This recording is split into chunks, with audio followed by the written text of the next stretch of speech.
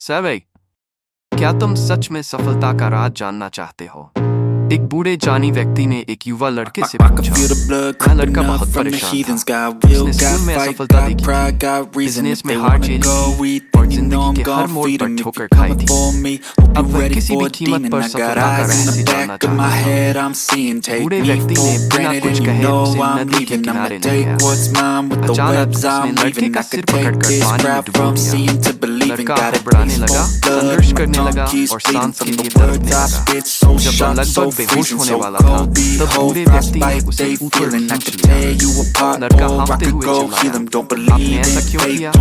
मैं मर सकता था। बूढ़े व्यक्ति ने शांत स्वर में पूछा, जब तुम पानी के नीचे थे, तब तुम्हें सबसे ज्यादा क्या चाहिए? सांस, मुझे सिर्फ हवा चाहिए थी।